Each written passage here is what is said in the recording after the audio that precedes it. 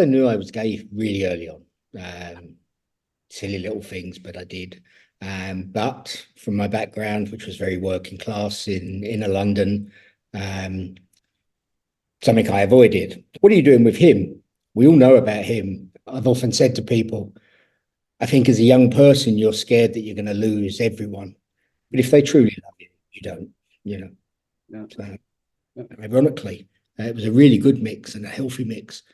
They had a leather night on, and that was where my ideal type came out. A big, beary guy, probably about 6'2", 6'3", bit of a belly on him, beard, clad in leather. But he was sort of my idea, the classic bear, because he was as friendly as hell, with a lovely smile and glinting eyes. But there was also the element of danger there with the leather stuff. That was my first sort of, I guess, inkling that there was within the gay scene any other tribes other than being gay, I Yeah. guess. In the 80s, a gay West Indian night was a rare thing. I mean, it still sort of is now. I mean, there are great clubs in London about it, but back then, even I didn't understand what was going on, the political sort of agenda and the mix. And I guess it was the first time I actually realized what discrimination was like from my point of view. I guess I've grown into becoming a bear, and I've got one of these now, which I couldn't do when I was young. I just couldn't put weight on. You really don't understand the bear community if you think there's an A list of us, because we're like universally just equal. I went out and spent an absolute fortune on leather gear, buying literally everything.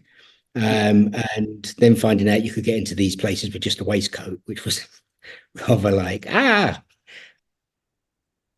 found that the leather scene and the newly happening sex bars that were around in London at that time were playing the sort of music I liked.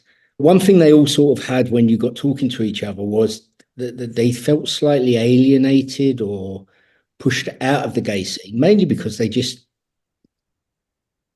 have the right image, I guess, or didn't wear the right clothes. The police showed up at the door. Not paid the electricity bill, see. It was the days when dark rooms were happening in London, but no one spoke about them.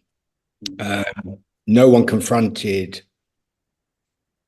excuse me, no one had confronted the laws of the land.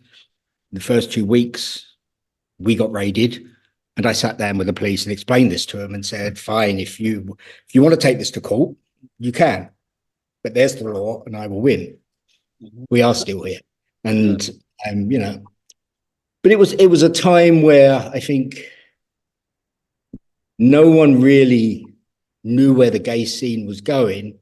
And we'd just got over the horrific period of HIV and AIDS, of where, number one, we all thought we were going to die.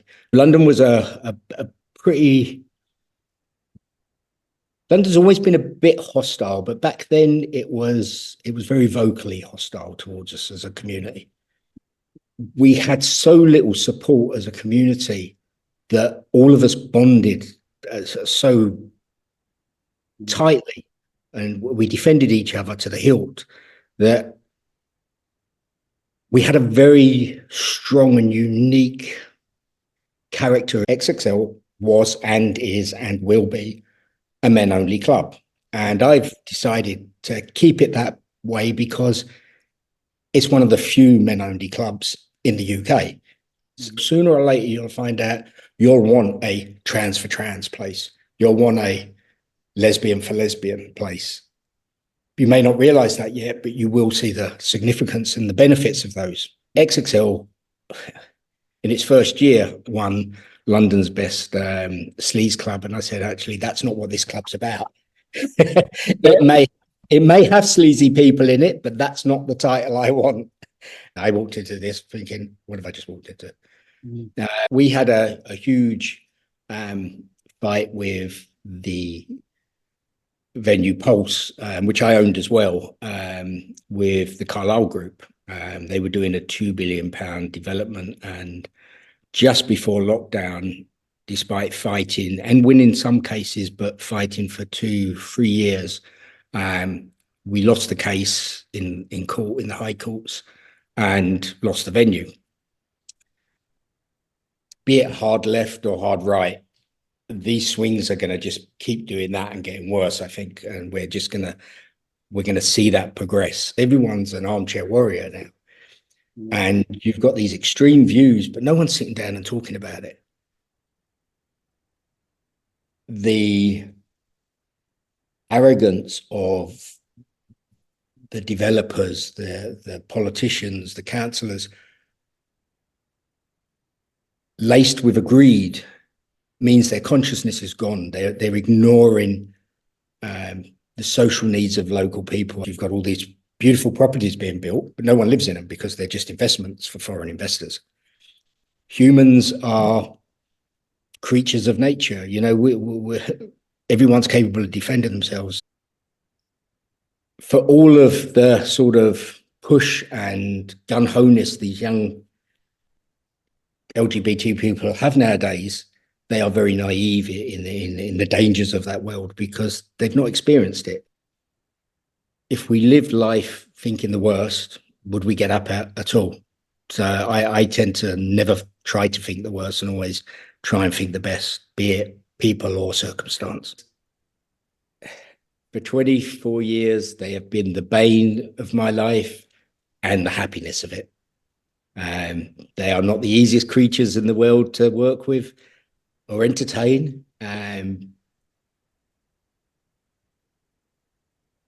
But they are a joy when they're in a happy mood. Opened the club in 2000 because there was no club in London at that time, and there hadn't been one for about 5 months, 6 months.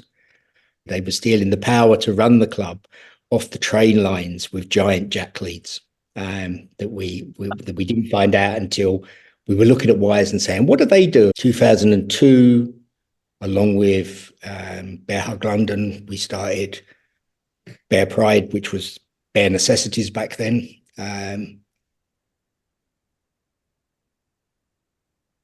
Yeah, that was a nervous event because we didn't even know if there was a call for it, but people wanted it. But we had people from all over England, Scotland, Wales, some from Ireland, and that was a big success.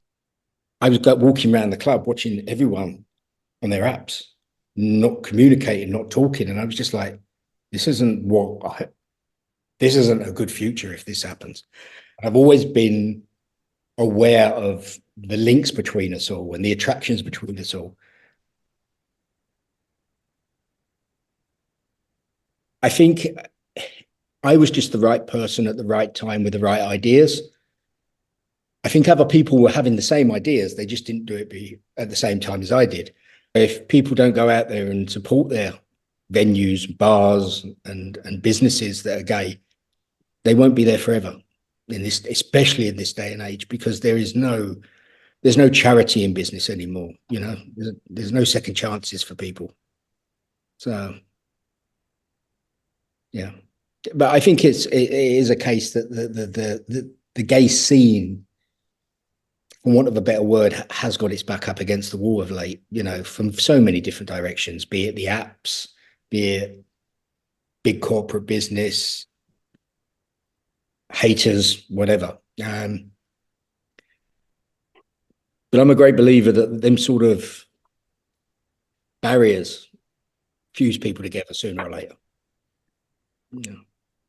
When we did the first Pride event XXL ever did, we did a thing and we called it the Teddy Bears Picnic.